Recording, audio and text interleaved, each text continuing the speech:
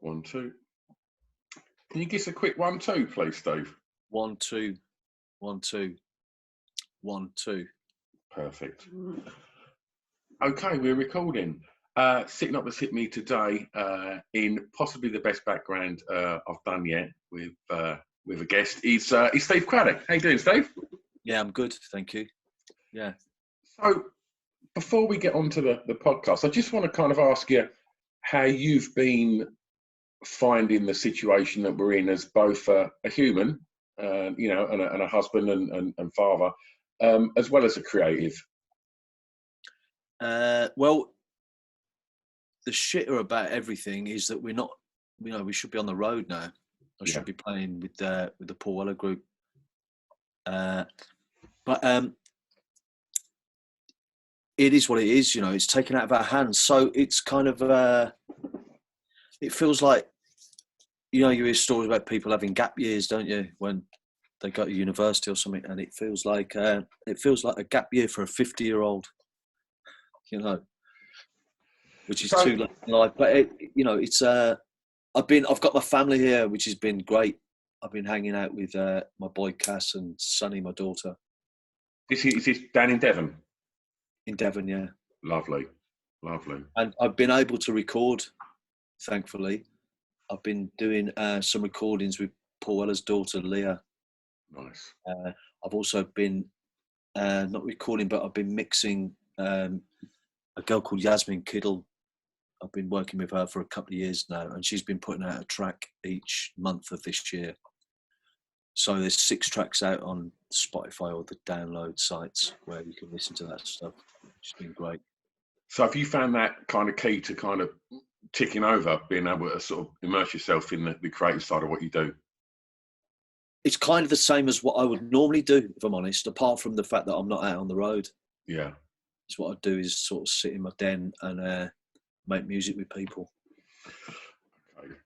All right. Well, let's get on to the track listing, and I should say that for people that are listening, that obviously I've met you several times before, Steve. We've got a mutual friend in James Buckley, and got to see you perform at his wedding in a big castle in Scotland, which was pretty cool.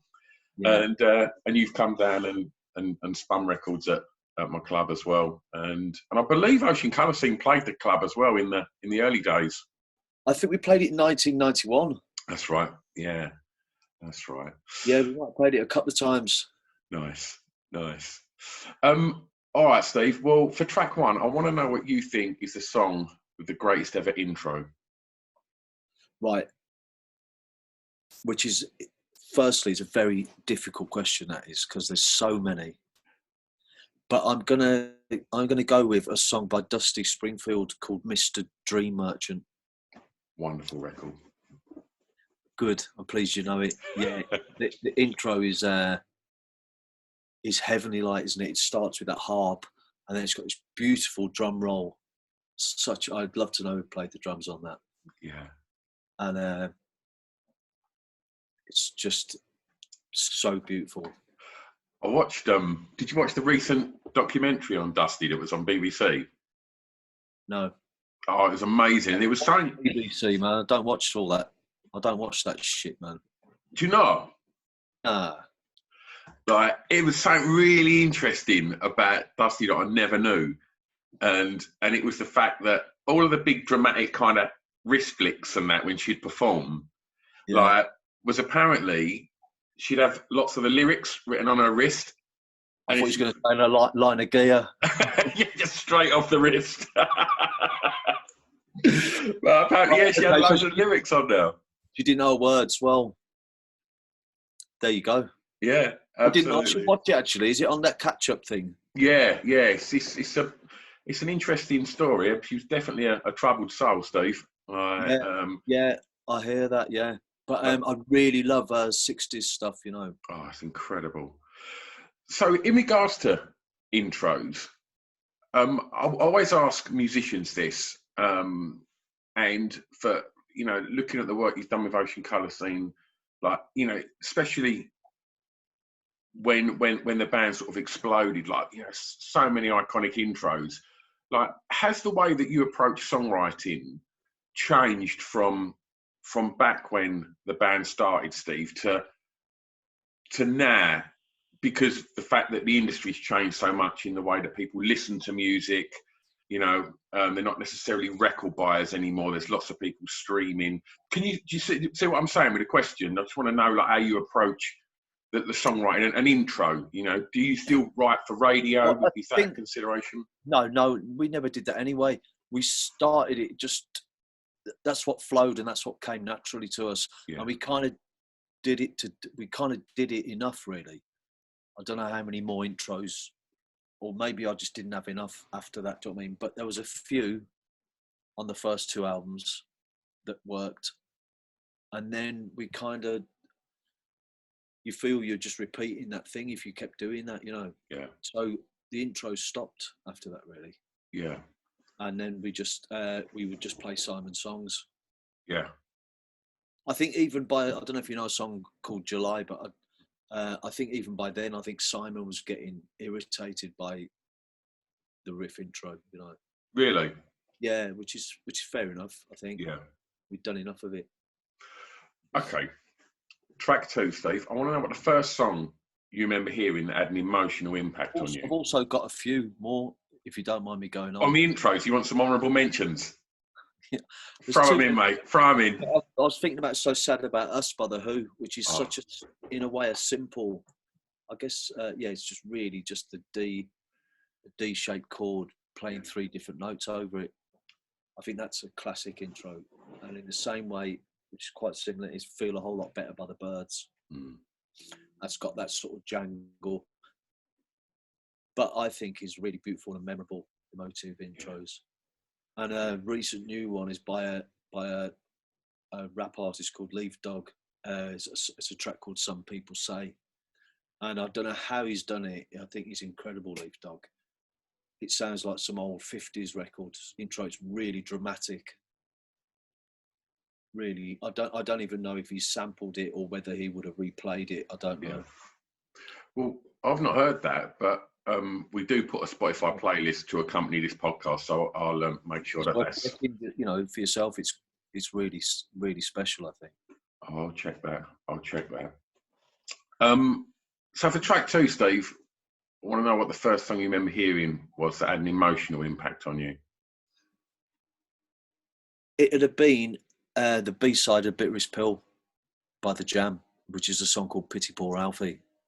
Oh, right, okay. And I think that came out in either 81 or 82. And it was just my girlfriend at the time. She was playing it, and it just really connected with me. And for many years, even I play it a lot still, but for many years that I would have to play that tune every morning. And I still don't really know why. It's one of them things, isn't it? It's not worth knowing why, I think. So what, you don't really know what that emotion was? No, just, it kind of had to stay with me forever then, Yeah. It was one of them mind-blowing moments. How old would you have been then, Steve? 11. Okay. And so where was that? Where was you born? In a place called Solihull in the West Midlands. And so growing up, Steve, like, aside from what you was hearing, Mass, with girlfriends and things like that, was there music on at home? I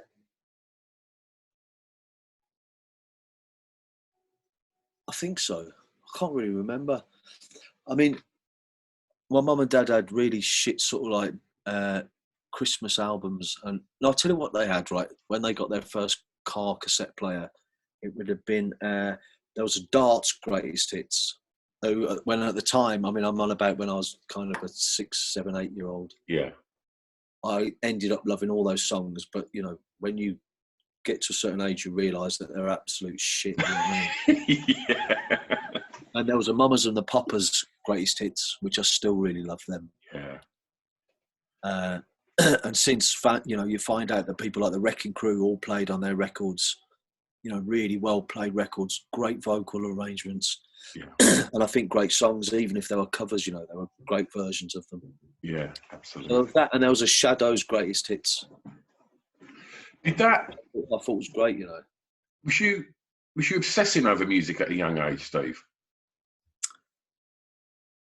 Yeah, yeah, I was. Sort of youth club Friday night discos were really important things, and everyone. And then it was, you know, it was kind of segregated. Really, there was lots of different scenes around that time, wasn't there? There was some weird sort of rockabilly. You'd have the mod revival, you'd have the ska revival. There'd be loads of rockers around in the West Midlands. That was a big scene for some reason, which I still don't get. Yeah. And so yeah, it was. And then it became kind of, you know, when you realise how shit school is, it becomes a salvation, doesn't it? Absolutely. So I started getting groups together, you know. I wanted to learn. It blew me away. Groups like our UB40, you know, were coming out with 1 in 10 and Tyler and, you know, kind of really important tunes, I thought. It's so weird that you mentioned that, because I think so many people mock UB40 for some of the stuff that come later in their career. You should never overlook the importance of that early stuff, like songs like 1 in 10. And fucking Tyler's an incredible tune, man. Yeah, it's amazing. And I think their first 3 albums are amazing. I think, and their dub album they did, Present Arms in dub, I thought was great. And it was all mixed just down the road from us by a guy called Bob Lamb. Yeah. Where we ended up renting a room from. So we had lots of stories, and he still had the 4-track mixing desk. Apparently he had 2 of them. Yeah. To mix when he was mixing the albums. And they'd mix it on like a PA system out in the back garden of a place in King's Heath. Near okay. And so would you have access to go and see him at, like, but I take it they were playing like Hair and Hands and places like that back then? No, I'd be too young for that, really. I didn't see them. No, that's not true. I saw them at the Birmingham Odeon in, I think, 81 or 82. And I was right down the front, right, and Astro handed me, in those days, they used to do half-pint lagers, the Carlsberg lagers, shitty little things. But I got handed one of them, you know, and I remember going to school the next day still deafened by it all, and the vibration of the bass, and that was overwhelming, you know. Yeah. When you was sort of listening to music, aside from obsessing it, was you deconstructing it at all, Stephen? Sort of working out as songs were put together? Yeah. Yeah, I'd learned the sax parts off the Signing Off album on this shit little guitar I had, and then I started playing the bass. So, yeah, I'd try and work out the different parts in it. Okay. But I don't think it wasn't until I started dabbling in acid with one, you know, you go through that sort of scene, don't you? And it was that made me sort of think, wow, you know, all the colours that are in music. Yeah. And it was a scene I'm pleased I didn't hang around too long with, to be honest with you, because I know people who got really fucked up through it. Yeah. You know, saw the other side of it all, which was fun. You touched on school a moment ago, and so for track 3, Steve, I'm going to ask you what song reminds you of your time at school. Well, there's a couple I've thought of here. Okay. I remember when Being With You by Smokey Robinson entered at number 1, and we were all in the playground listening to it on the radio, and so that kind of reminds me of it. And also, a shitty song is Stand and Deliver by Adam and the Ants. Yeah. Because for some reason, everyone had to know all the words to that tune. Yeah. So was you not one of the lads that thought Adam Ant was cool then growing up? No, my sister liked Adam Ant. Yeah. No. It was so weird. Like in my school, it was like there was 3 choices really. It was either, I guess, Adam Ant, Weller, or Suggs, and you know, and I was a Madness fan. A Madness fan. I think they were amazing. Madness had such an amazing run of singles, and their records sounded great as well, didn't they? Yeah. it's just I think they're. I've said it many times on this podcast that I think they're under.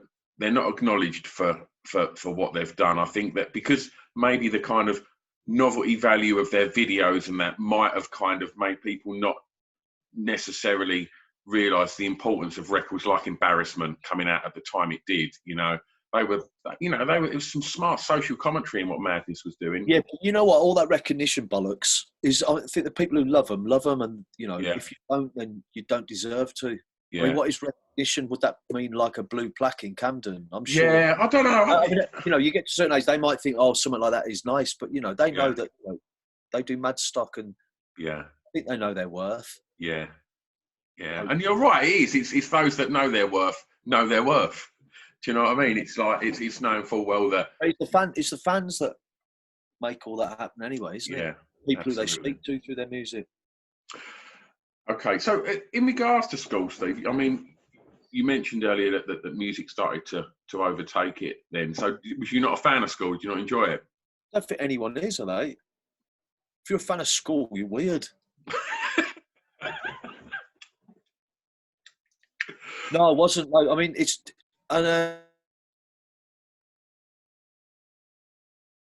teacher that identifies with you, but how it's a tough job, isn't it? How can you possibly inform that many different possible thankless task, isn't it? And unfortunately most of them are idiots as well, although is unstable. Your computer just told me I'm unstable. Was it my computer, or was that your own conscience talking to you, Steve? The voice is in your head again, mate. That'd be that acid. Did you have a good circle of mates at school?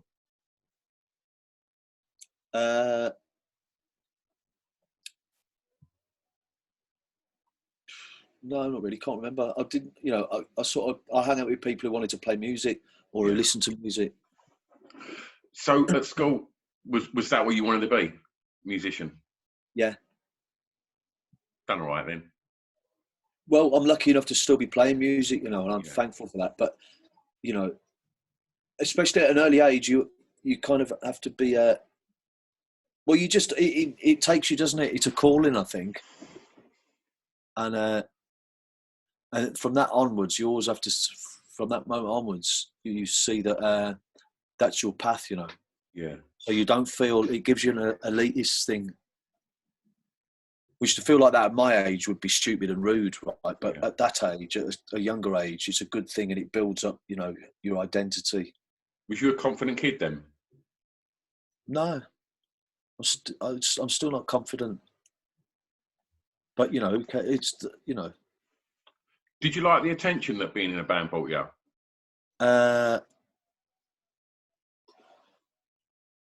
There's a part of that, isn't there? I mean, you'd have to go and see a shrink for all that shit. There's what is it? Is it, you've got to have some ego, and yet you don't think you've got any ego, And who wants to work all that bollocks there? Yeah. Just do it and enjoy it. Yeah. All right. Track 4, Steve. First song you remember buying from a record shop? Was Beat Surrender by The Jam. It wasn't a record shop, actually. I think it was W.H. Smith's. Yeah. They used to sell singles. Yeah. And which was the last Jam single. And so from then on, I'd heard a couple of tracks, as I said earlier. From then on, I bought, when I had the money, I would buy all of their albums, and I spent many years just listening to, it was the Jam and Elvis Costello, who was, again, probably before my time, Yeah. Just before my time. I mean, do you ever have these moments of reflection where you think, the first record I bought, now, spent many, many, many years standing next to this guy playing these records? It sometimes comes back to me. Yeah. But normally too busy. It's, also, how many times can you keep thinking of that? Yeah, of course. Mad, wouldn't it? Yeah. But, and also, Paul's, it's amazing that he's so prolific still, you know, and hasn't lost that mojo that he's got. So to be around that is really more exciting than that thought that you're talking about. Yeah. You know. Yeah, I guess that's way more inspiring. And so, I mean, obviously I'm aware of like the everything that you've done with Ocean Colour Scene, but from doing that and the band establishing itself, how do you manage at that point to be in Paul's band as well? How does that work? Like, how did that come about? We supported the Ocean Colour Scene, supported him on his Paul and Movement gigs. We had 2 gigs with him, and then we used his studio. We were working with Jimmy Miller, who produced Traffic and Spencer Davis Group and the Stones. And I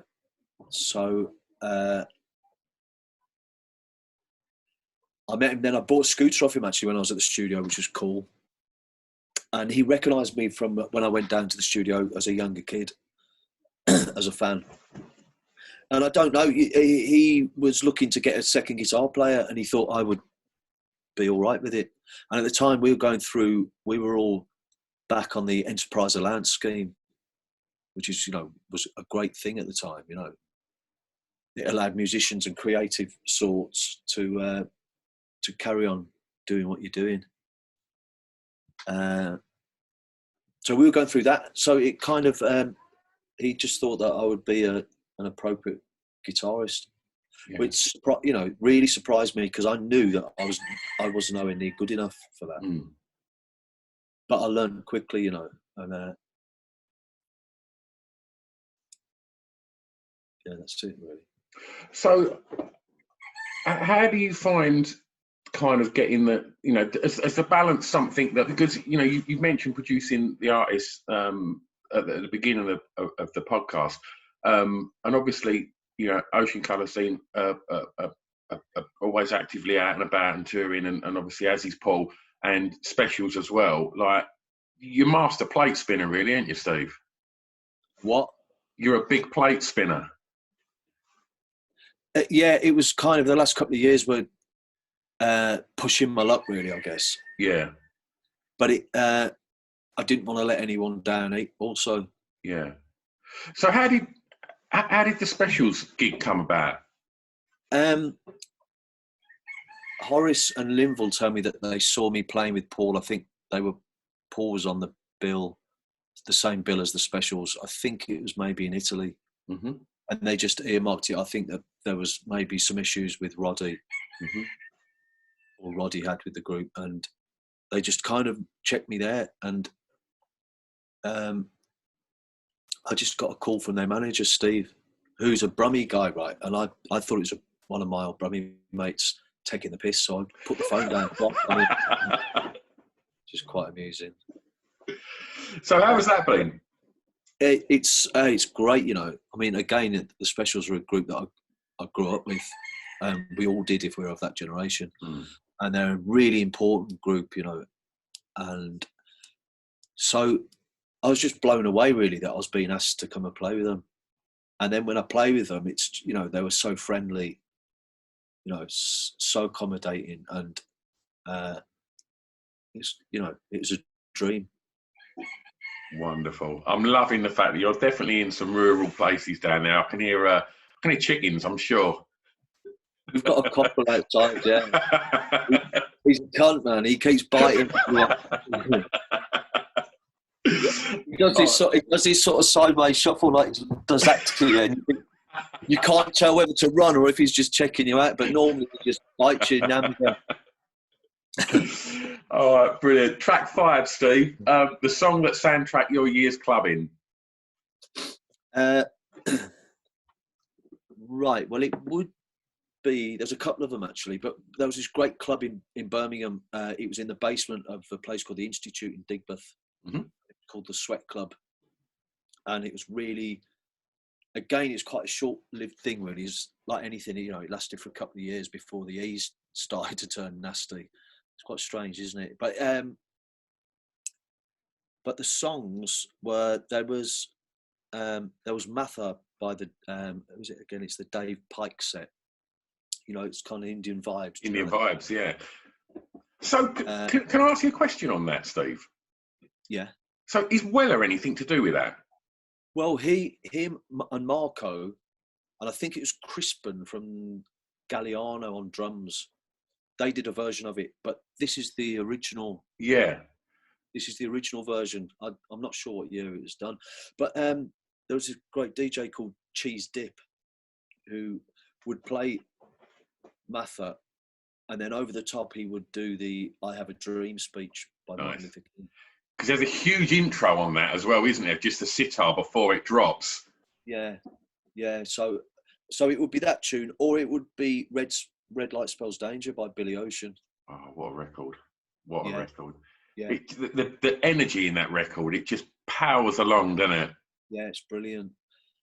Really brilliant. And there was a great scene there, you know, as well. There was a great scooter scene, and it was sort of like the outgrown scooter scene. It was, everyone just was really cool, I think, you know, proper flared chords, woolly hats on, everyone dancing great, man.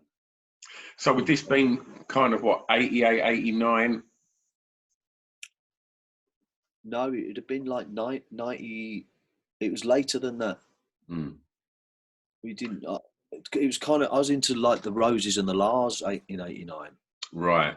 So would this have been the time of like the acid jazz stuff kicking off? Yeah, I guess so. Yeah. Talking Loud and all that. Yeah, it was, and in fact, it went up to sort of 95, really. Say from 93 to 95. Because we all used to, when we was making Mosley Shoals, we'd go down after we'd been spending the day rehearsing and recording. We'd go down there on the night. We took Brendan there. I think, in fact, Paul came and played there once with us all. So I want to ask you just about how you coped when that album dropped, you know, at a time when there was so much emphasis on British guitar music. And you were right in the thick of it. Like, how did you deal with that? How did, you know, fame and celebrity and you know, being on, you know, the TV and being on Top of the Pops and also I'm going to ask you that as well. How was playing on Top of the Pops? It was amazing. It was. Yeah, it's weird, isn't it? Because that's what you grew up listening to. It was a big thing, you know, when we were growing up. Top of the Pops, wasn't it? Massive. Yeah, but the thing is, we'd just abuse ourselves, you know, really. And I don't know why we did it, because we thought it was fun, you know. Yeah. Everyone was getting totally fucked up, and I kind of spent sort of like, you know, a good 20 years smashing my head against the wall, you know. But at the time, really loving it, you know. And I think that's how most people do with it, because it's surreal. It's a load of bollocks at the end of the day. It's nothing, isn't it? But it's kind of what gets you into music in the first place, you know, that whole thing. But it's a double-edged sword if you're not careful, you know. And you got to keep yourself in check. Most of us didn't. Yeah. Just to touch on the Top of the Pops thing again, like to see that peek behind the curtain, because you know, again, as you said, for someone, you know, like me as well, it was like Top of the Pops was just the highlight of the week. It was the only time you got to see your musicians on television. It just never happened aside from that. So I always just wonder what the actual, you know, actually getting on there is like. Is it a disappointment when you see behind the curtain of it, or is it everything you'd imagined it to be? Like, was the first time Ocean Colour seen for you? Yeah, it was the Riverboat song. Wicked. And we just had to mime, right? No, it was a backing track. Simon, I think, had to do a lead vocal. So from the morning, we got out of bed and just got on it. and you know, it's just... And then after you've done it a couple of times, this is what it is. People love it at first, musicians or the singers, do you know what I mean? And then they start going, oh, they're pushing the crowds around. After about the fourth time, it becomes blasé. And then they start, you know, oh, they're pushing the crowd around because, you know, that's what they do to, you know.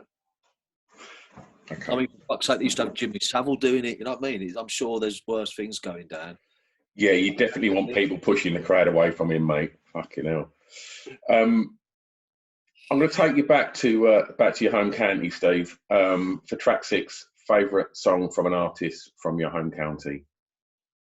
Well, I'm going to choose UB40, and Good. I want to choose a song that's off the Present Arms album called Silent Witness. Do you know that tune? I don't know. I don't think it's a really well, and it's not a big sort of chorusy tune, but you go and check it, Silent Witness. Yeah. There's something really, it just gets you, you know. And I don't know why. I'm pleased I don't know why. But there's just something about Ali's voice, you know. He was such an incredible, and he's such an incredible singer. So I'm picking that tune. Wonderful. It's a crazy story, and I mean it's the stuff of Hollywood films. The UB40 story. It's again, I watched a documentary a few years ago on them, and it's just tragic. Like the money that disappeared, like that's never been accountable for, and it shows like them in you know the kind of late 80s, early 90s, where you know they look like they were one of the biggest bands in the world. They were selling out these arenas like all over the world, and it's like, and they're bankrupt. It's crazy. Yeah, it's crazy, isn't it? I know, but I think they had a few bad manager problems. Yeah, that come across. I don't even know the in and outs of it, you know, but it's awful. And then that made the group fall out. You know, it made 3 brothers not talk to each other for years, and you know, That's blah, that's blah, blah. the tragic sort of ending of it, really. When there's, it's so weird. There's a third brother that's now singing in one UB40, and Ali's obviously still singing in another UB40. It's just, it's tragic, man. It's an awful end to a great band. Yeah, it's a shame, isn't it? Last track, Steve. You can play DJ here, mate. I want you to recommend a song that many may not know that you would like them to hear. Okay, I'd like to. It's off an album by a group called We Are Catchers. Have you heard of them? I haven't, no. Yeah, he's from Liverpool, and I'd like to choose 2 songs off it. There's a song called If You Decide, and there's another song called Water's Edge. Okay. And they're both just timeless songs, I think. Classic. And I like the sound of the recording. And I believe Ian Brodie was responsible for producing it. Is it quite new then? Is it recent? I think within the last 4 or 5 years. Right. But I don't think not many people sort of are aware of it. But the songs, it sounds like it could still be in demo stages, but where you know when you've got the energy. Yeah. And this, you know, there's I think Bill Ryder Jones, he might play guitar or drums even on some of the tracks. Nice. But those 2 songs I think are really great, and they seem to have slipped under the net. Okay. So also recently, I forgot to touch on this, but I wanted to talk about how it was working with Pippi Arnold. How was that? It was fantastic, amazing. And how did that come about? Well, we reconnected after I'd not seen her for about maybe 10 years. And we had about 6 demos that we did because she came to stay with me at my place in Birmingham for a little while. And we would just work on music on coming evening time. And so we had these demos anyway, ideas. And I found them. I moved house about 5 years ago, and I found all the reel-to-reels and listened to them. And I put them all onto digital audio and sent them to Pat to see if she wanted to sort of pick up where we left off, really. And she did, thankfully. And then we spent, from 2016, we spent about 2 years going through lots of Pat's demos, lots of ideas I had of songs to bring for the album. And these kept we ended up as a double album, you know, it kept escalating. And I really love it. I've not listened to it for a while, but it was a joy to make. There was, you know, it's kind of a big production.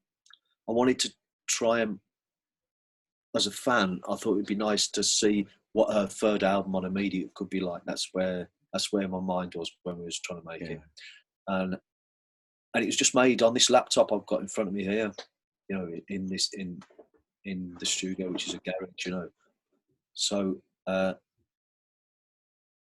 I'm really pleased with it. I think there's, you know, I think it's great. Wonderful. So when this strange situation that we find ourselves in eases, Steve, and we get back to a different normality than what potentially, you know, perhaps we were used to, what's in the pipeline? Just hit the road, Jack. You know, You're missing it. I do miss it, yeah. But I think it's also good to, you know, I think it's good in a way to, because it's so forced, I think it's giving everyone time to sort of collect what they are in a different way that no one would ever have this chance in life, I don't think. Couldn't agree more. So I think, you know, make the best of it. Absolutely. Steve, thank you so much for your time, mate. I really appreciate it. You're welcome. Nice to see you. Lovely. Thanks, mate.